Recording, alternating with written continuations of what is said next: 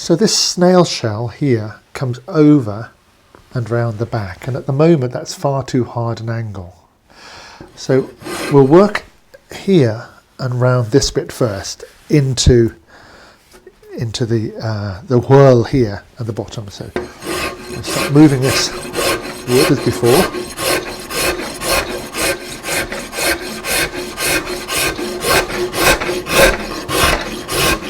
So the line's coming up like this. So I'm trying to feel that shape. I'm not just going in a straight flat face like that. Over, and I do need this at the back to be rounded.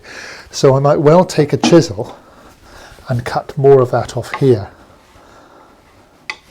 from the back, and then continue this around and over, so they get more of a rounded surface that reflects the roundness of the snail. And when I've got this nice and flat here, I'm going to redraw this edge along there, which comes right down here, and again is sloping back. You can see this change of plane here quite strongly, so there's a sloping back down here. So I'll mark that, but I'm going to clean all that up first, and then we'll set that edge in.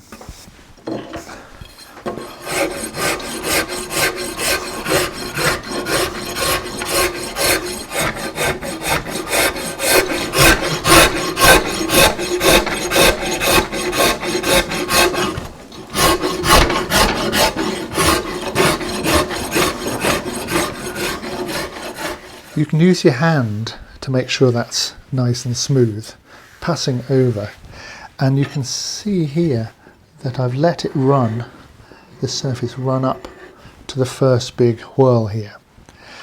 I've also drawn in now where I think this line of the shell will go, so this has to be cut underneath here a little bit.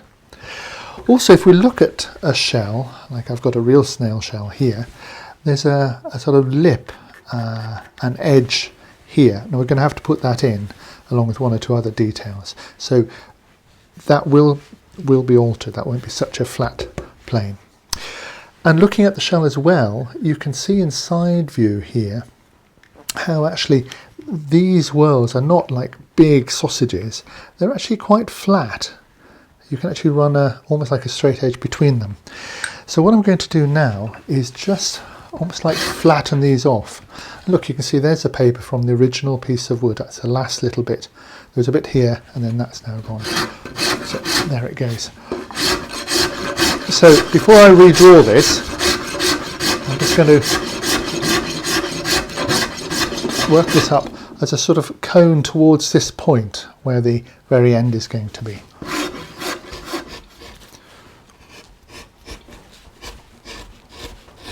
I'm picking up the end of this shell. This comes right round and is much more cut in here. So my first whirl, I'm using a deep gouge, and I'm going to just run that along. So it's coming around and over here and underneath there. And while I'm at it, I can take a little bit of wood away here.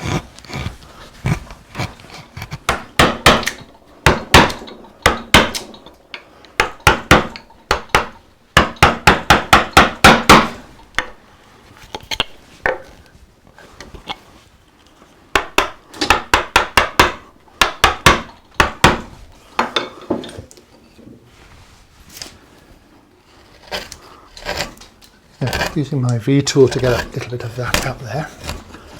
So this is tucking under, that's important. This is quite, quite bulbous there.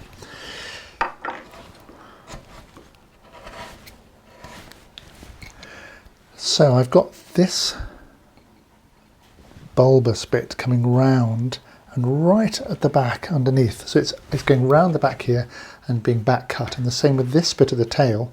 It's coming right over the top. So there's quite a big crease in there. And I've smoothed this over, and I've spent quite a long time drawing this whirl. I've done it by eye. I used my drawing to start with, and the important thing is that this space between these two lines is gradually expanding. That's important. So there's nothing really parallel going on. Okay, so to do this, we can do the bottom bit here on the bench more easily. But we want to put a V-tool on this line.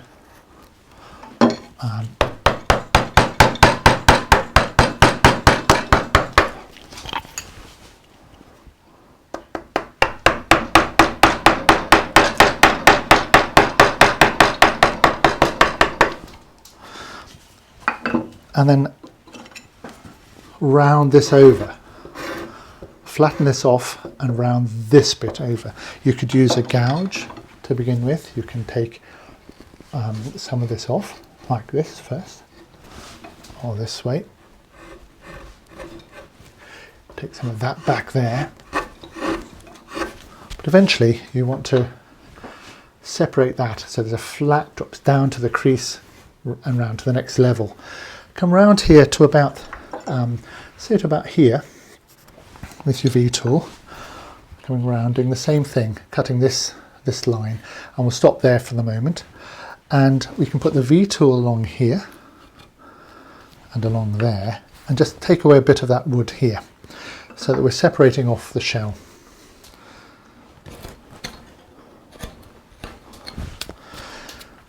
So the ball part of the whirl comes round and quite underneath, makes quite a big shadow under here. So you can use a flat gouge, just clean that up in there. And this line should now run all the way smoothly round. I've run it a little bit further than I just said, up to here, because I was able to, but at some point this V-tool starts chewing up as it comes round, so we have to cut this bit with gouges. A riffler like this is certainly a very useful tool for running that little groove there up to the wall. There's a flat back here that just acts as a fence, and you can come all the way around here with it. So a little riffler like this is quite useful. This whirl, as it goes round, gets a tighter and tighter little spiral, and the best way to cut this is with a series of gouges. For example, this one cuts that bit of the spiral here, so we'll set that in like so. Take a little bit of a little V out of there.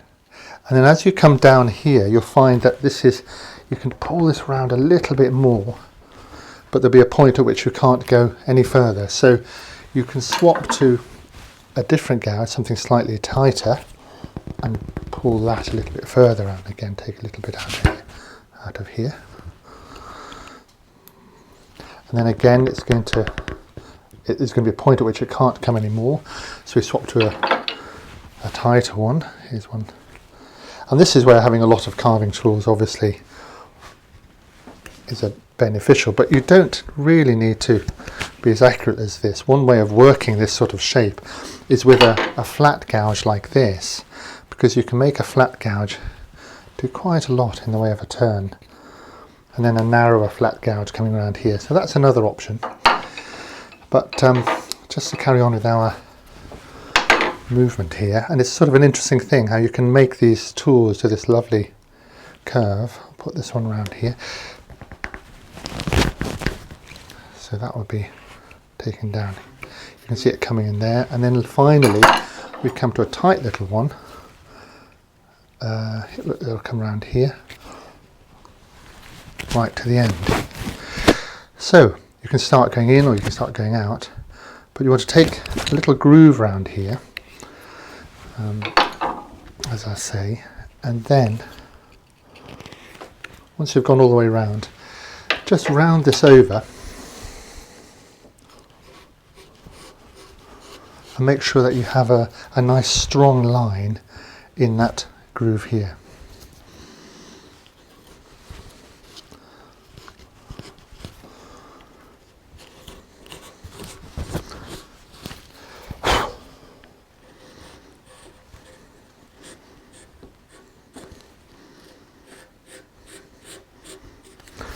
All this is going to be sanded, so it's important that we get this line nice and strong.